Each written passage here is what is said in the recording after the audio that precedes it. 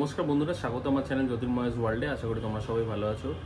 উড়িষ্যা ম্যাচে 2-1 গোলে হারার পরে মোহনবাগানের অনেক সমর্থকদের মধ্যে কিন্তু এখন উদ্বেগ শুরু হয়েছে এই ব্যাপারটা নিয়ে যে মোহনবাগান হয়তো নিজেদের ফাইনাল যাওয়ার রাস্তাটা একটু টাফ করে ফেললো। এই আইএসএল সিজনে কিন্তু মোহনবাগানের যেরকম স্টার্ট হয়েছিল, পরপর 5টা ম্যাচ তারা জিতেছিল, তারপরে কিন্তু তাদের গ্রাফটা ডাউনওয়ার্ড হতে থাকে এবং মোহনবাগান পরপর 3টে ম্যাচ কিন্তু হেরে যায়, তোমরা নিশ্চয়ই জানো। এবং তারপরে সাবসিকুয়েন্টলি কোচ চেঞ্জ হয়, নতুন কোচ আসে এবং টার্ন অ্যারাউন্ডটা হয় গোয়া ম্যাচে, যেখানে তাদের মাটিতে ডিমি পেট্রাটসের গড়ায় একমাত্র গোলে মোহনবাগান পুরো 3 পয়েন্ট নিয়ে আসে এবং তারপর থেকে কিন্তু মোহনবাগানের পারফরমেন্সের গ্রাফ কিন্তু আবার উপরের দিকে উঠতে থাকে।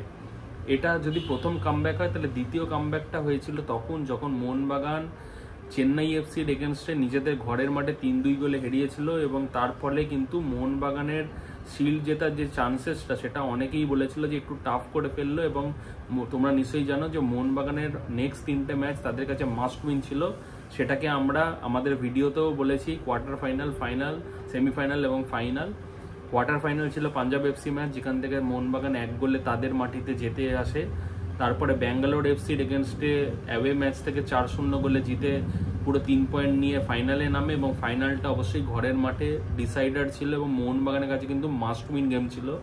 সেই ম্যাচে 2-1 গোলে হারিয়ে কিন্তু মোহনবাগান শিল্ড চ্যাম্পিয়ন হয়েছে। তো এই 22টা ম্যাচের যে র্যালি, সেই ম্যাচটা আমরা যে উদ্দেশ্য নিয়ে খেলি, সেই শিল্ড কিন্তু মোহনবাগান ফাইনালি জয়লাভ করলো ফর দ্য ফার্স্ট টাইম এবং এটা একটা বড় অ্যাচিভমেন্ট। এবং প্রত্যেকটা টিমই কিন্তু শিল্ড জেতার পরে তাদের পারফরমেন্সের একটা ড্রপ হয়।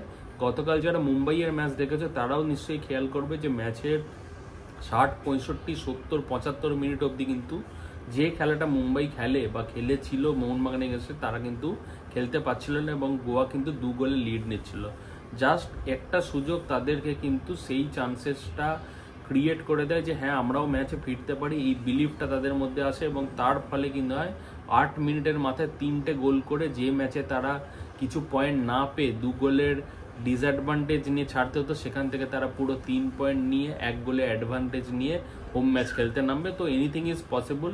মুম্বাই যদি পারে তাহলে অবশ্যই মোহনবাগান টিমও পারবে, এ ব্যাপারে কোনো সন্দেহ নেই। তবে হ্যাঁ, সেই উড়িষ্যা ম্যাচটাতে মোহনবাগান টিমের যে কতগুলো ল্যাপসেস আমি দেখতে পেয়েছি সেটা তোমাদের সামনে শেয়ার করবো এবং এটাই এক্সপেক্ট করবো যে এই ল্যাপসেসগুলো যেন আপকামিং 28 তারিখের ম্যাচে মোহনবাগান না রিপিট করে, তাহলেই সেটা মঙ্গল হবে। আদারওয়াইজ মোহনবাগানের এই টিমের পক্ষে কিন্তু উড়িষ্যাকে নিজের ঘরের মাটিতে 62,000 লোকের সামনে হারানোটা কিন্তু খুব একটা বড় কিছু আস্ক নয়, যেটা ইজিলি অ্যাচিভেবল। কারণ উড়িষ্যার সেই ম্যাচটা কিন্তু তারা এমন কিছু আহামরি খেলেনি যাতে আমরা বলতে হয় যে হ্যাঁ ডিজার্ভিং টিম হিসেবে খেলেছে। হ্যাঁ, আমাদের ল্যাপসেস ছিল এবং সেইটাকে এনক্যাশ করে কিন্তু তারা 2টো গোল করে আমাদেরকে হারিয়ে এখন একটা অ্যাডভান্টেজেস পজিশনে রয়েছে। তবে মোহনবাগানের ল্যাপসেস যদি বলতে হয়, প্রথম যে কথাটা বলতে হবে সেটা হচ্ছে গোটা টিমটাকে নিয়ে। আদার দেন গোলকিপার, প্রত্যেকটা টিমের মধ্যে কিন্তু একটা গাছাড়া ভাব ছিল এবং তাদের মধ্যে কিন্তু এনার্জিরও একটু প্রবলেম ছিল। স্বাভাবিক যে খেলাটা তারা এতদিন খেলে এসেছে সেইটা কিন্তু তারা সেদিন খেলতে পারেনি, এটা তোমাদের অ্যাকসেপ্ট করতেই হবে। তার প্রধান কারণ হচ্ছে যে একটা দীর্ঘদিনের রেস, একটা লম্বা রেস এবং তারপরে তার যে কাঙ্ক্ষিত অ্যাচিভমেন্ট সেটা পেয়ে যাওয়া এবং তারপরে কিন্তু একটা কনসেন্ট্রেশনের প্রবলেম হয় এবং এটা কিন্তু আইএসএল এর আগেও হয়েছে, মোহনবাগানের ক্ষেত্রেও সেটা কিন্তু ব্যতিক্রম হলো না। এবং এটার জন্য কিন্তু টিমের প্রত্যেকটা প্লেয়ারের পারফরমেন্স ড্রপ হয়। পারফরমেন্স ড্রপের মধ্যে যদি ফরওয়ার্ডের কথাটা সবার আগে আসি, তাহলে ফরওয়ার্ডে কিন্তু সাদিকু এই ম্যাচটাতে একটাও শট অন টার্গেট তার ছিল না। যতটুকু সে মাঠে ছিল তাদের মধ্যে কতগুলো এলোমেলো শট, মিস পাস, ঠিক আছে, তার যা নর্মাল খেলা সেটা তারা খেলতে পারেনি। ডিমি পেট্রাটসও কিছু কিছু ক্ষেত্রে এটা লক্ষ্য করেছি আমি, ইনফ্যাক্ট এটা লাস্ট 3-4টে ম্যাচেও ছিল যে তার কাছে যখন বলটা রয়েছে তখন কিন্তু তার আশেপাশে যে ভালো ভালো প্লেয়ার, মানবীর বলো বা অনিরুদ্ধ থাপা বলো বা ওইদিকে লিস্টন বলো, তারা বেটার পজিশন বা তুলনামূলক ফাঁকা জায়গায় থাকা সত্ত্বেও তাদেরকে পাস না বাড়িয়ে কিন্তু ডিমি পেট্রাটস শটগুলো নিয়ে নিচ্ছে এবং শটে কিন্তু অফ টার্গেট হচ্ছে বা শটে জোর হচ্ছে না, থাকছে না ইজিলি, সেটাকে কিন্তু আমরিন্দর সেদিনকে তালুবন্দি করে নেয়। প্লাস লং রেঞ্জের শটও যারা ভালো নেয়, সেই সাদিকু, জনি কাউকো বা ডিমি পেট্রাটস, অনিরুদ্ধ থাপা, তাদের শটের মধ্যে সেই পাওয়ারটাই সেই ম্যাচে ছিল না, যেখান থেকে কিন্তু একটা কিছু সিরিয়াস একটা চান্সেস কিন্তু ক্রিয়েট করার মতো, এবং সেটা যথেষ্ট আশাহত হওয়ার মতো ব্যাপার। এবং এটা পুরো ম্যাচ জুড়ে কিন্তু একটা টালমাটাল অবস্থা মোহনবাগানের টিমের থেকে দেখা যায়, এবং পারফরমেন্সটা কিন্তু প্রচুর হাই লেভেলে ড্রপ ছিল অন্যান্য বা অ্যাটলিস্ট মুম্বাই ম্যাচের তুলনায়। মাঝমাঠের যে খেলাটা, সেই খেলাটা কিন্তু আমাদের মেন। মাঝমাঠের 5 জন প্লেয়ারকে কিন্তু একদম ফ্ললেস খেলতে হবে। মাঝমাঠের ওপর আমাদের প্রত্যেকটা ম্যাচে কন্ট্রোল থাকে, যার জন্য কিন্তু আমাদের ডিফেন্সের ওপর এত চাপ এসে পৌঁছয় না, কারণ 3 ডিফেন্সে থাকা টিমের কাছে মাঝমাঠের 5 জন কিন্তু মেন।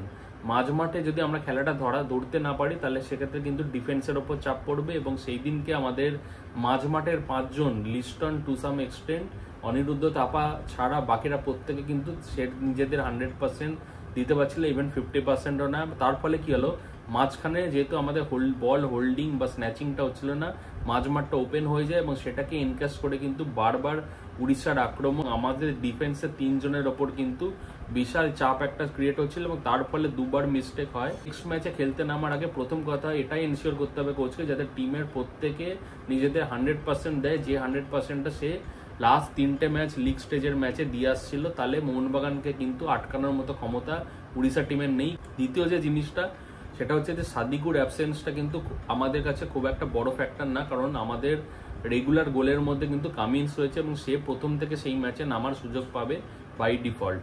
তো সেটাকে সে এনক্যাশ করবে, এবং আশা করি অ্যাটলিস্ট বেটার পারফর্ম করবে, যে পারফরমেন্সটা আমরা এই কিছুদিন আগে সেমিফাইনাল ফার্স্ট লেগে দেখে এলাম। আমাদের দলের পারফরমেন্স যদি অ্যাট পার থাকে, তাহলে কিন্তু আমরা ইজিলি উড়িষ্যাকে হারিয়ে দিতে পারবো, এ ব্যাপারে কোনো সন্দেহ নেই। এবং ফার্স্ট 11-এ ব্র্যান্ডন হ্যামিল ফিরছে, সাহাল আব্দুল সামাদকে ফিট বলা হয়েছে, তবে আমার মনে হয় না ফার্স্ট 11-এ সাহাল আব্দুল সামাদকে আমরা ওই ম্যাচেও পাবো, হয়তো এজ এ সাবস্টিটিউট পরে নামতে পারে। এবং অবশ্যই কিয়ান নাসিরিকে কিন্তু সুযোগ দেওয়াটা উচিত বলে আমার মনে হয়। তো আপাতত এইটুকুই। কেমন হলো অ্যানালিসিস তোমরা অবশ্যই কমেন্ট করে জানিও। ভিডিও ভালো লাগলে লাইক করো, কমেন্ট করো। চ্যানেল সাবস্ক্রাইব না করা থাকলে চ্যানেলটাকে সাবস্ক্রাইব করে দিও। দেখা হচ্ছে পরের ভিডিওতে প্রি ম্যাচ অ্যানালিসিস নিয়ে। ততক্ষণের জন্য টাটা, গুড নাইট এবং জয় মোহনবাগান।